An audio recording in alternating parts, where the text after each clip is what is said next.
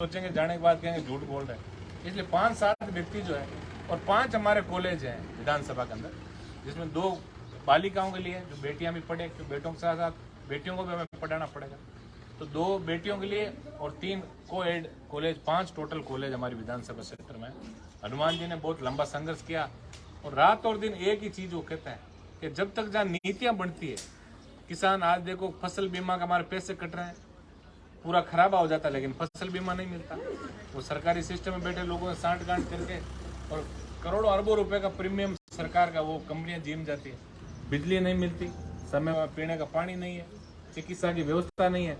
आज देश को 75 वर्ष आजाद हुए हो गए और 75 वर्ष बाद भी यदि हम ये सोचेंगे, ये नहीं सोचेंगे जिम्मेदारी से कि कहीं ना कहीं हमारी भी इसके अंदर कहीं ना कहीं भूमिका है। क्योंकि लोकतंत्र में जब तक आप अच्छा नेता नहीं चुनोगे जिसके अंदर एक ही भावना हो कि गरीब को गणेश मान कर आप लोगों की सेवा करें, ऐसा जनप्रतिनिधि जब तक आप नहीं चुनोगे तब तक इन सब चीज़ों से, ये सारी समस्याओं से आपको रूबरू होना ही पड़ेगा। इसलिए मैं तो इतना ही निवेदन आपसे करूंगा कि किसान के बेटे हनुमान बेनीवाल ने आप सबके आशीर्वाद से पार्टी खड़ी की, आप लोगों को जगाने का प्रयास भी करें। अभी कल ही आपने युवा साथियों ने देखा होगा, सुबह हनुमानगढ़ गए और जो इतना लंबा धरना चल रहा था, कल ही पंजाब के मुख्यमंत्री, देखिए MP MLA तो अपने क्षेत्र के अलावा बात ही नहीं कर सकता, लेकिन आप लोगों की इतनी बड़ी ताकत हनुमान बेनीवाल में है कि देश के किसी भी कोने में, चाहे वो मुख्यमंत्री हो चाहे प्रधानमंत्री, सीधे टेलीफोन से बात करने वाले व्यक्ति हैं। उन्होंने कल पंजाब के मुख्यमंत्री से बात की। 21 तारीख को किसानों के प्रतिनिधि मंडल के साथ उन्होंने वार्ता के लिए बुलाया है। निश्चित रूप से कोई ना कोई अच्छा हल भी निकल के आएगा। मैं तो इतना निवेदन आपसे करूंगा कि 22 तारीख को जो महापंचायत का जो आयोजन किया है, आपको यूँ सोचना है कि ये महापंचायत हमारी है, क्योंकि हम सब किसान के बेटे हैं, लेकिन राजनीतिक पार्टियों ने हमें धर्म और जाति के अंदर बांट दिया। सबसे बड़ी बात जो है, बड़े चतुर लोग जो दिल्ली और जयपुर के अंदर बैठ के जो राजनीति करते हैं, उन लोगों ने हमें धर्म और जाति के अंदर ऐसा बांट दिया कि हम कई बार चुनाव के अंदर अच्छे व्यक्ति का चयन नहीं कर पाते। हम पार्टियों के पीछे भाग रहे हैं अंधभक्त बन के। हम वो अपने बच्चों की सोचते हैं, तो 75 वर्ष बाद आपको भी ईमानदारी से अपने बच्चों के भविष्य के लिए सोचना है कि हमारे बच्चों का भविष्य कैसे उज्जवल हो, कौन सी पार्टी है, कौन सा व्यक्ति है जो हमें समय पे ये सब चीजें उपलब्ध करा सके। भाई ये तो सही है, गेहूं की बोरी तो कोई नहीं बेच सकता, लेकिन सुविधाओं से आपको बिजली पानी के लिए यदि हमें तरसना पड़े तो इससे बड़ी मेरे हिसाब से तो विडंबना हो क्या सकती है।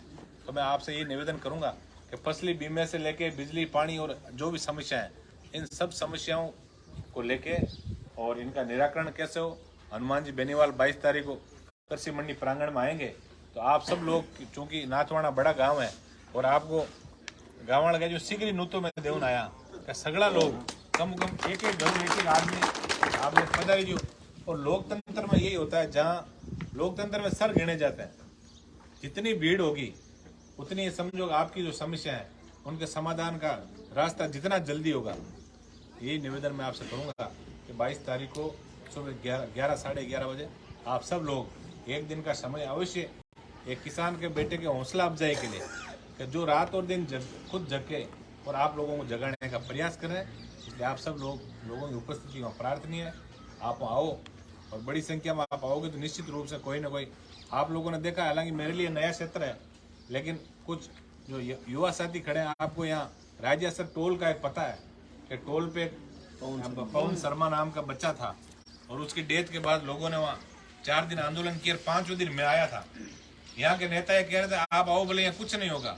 आप यकीन नहीं कर सकते, जब हम वहाँ इकट्ठे हुए और 32 लाख रुपए का क्लेम उस परिवार को मिला, एक गरीब व्यक्ति के लिए। उसके साथ साथ जो 4 उस टोल में पहले काम करते थे बच्चे जिनकी डेथ हो गई, उनके परिवार वाले भी आ गए, बोले साहब हमें भी कुछ दिलाओ, उनको भी 10-10 लाख रुपए सबको दिलवाए। देखिए, जहाँ भीड़ होती है और नीयत साफ होती है, वह निश्चित रूप से कुछ न कुछ मिलता है। और हनुमान बेनीवाल जी ऐसे नेता हैं जिनके दिल में एक ही दर्द है कि आज 75 वर्ष बाद भी हम लोग जाति और धर्म के लिए लड़ते रहे। हमें कभी शिक्षा, सुविधा, किसान को क्या मिले, किसान का हक और अधिकार क्या, उसके लिए हमें हमारे नेताओं ने लड़ना ही नहीं सिखाया सड़क पे। आज हमारे वहाँ आप आके देखो, नागौर जिले को आप यकीन नहीं कर सकते, सोशल मीडिया पर आप देखते होंगे, छोटी छोटी बातों पे कलेक्टर SP को बुला लेते हैं वहीं सड़क के ऊपर ही कि यही न्याय करना आपको, और आके करते भी हैं। तो वहाँ जनता की जागरूकता है, आपको भी जागरूक होना पड़ेगा। हमें घर से बाहर निकलना पड़ेगा। हम गवाड़ में बैठ के कहते हैं बिजली नहीं है, पानी नहीं है, नेताओं को क्या फर्क पड़ने वाला है।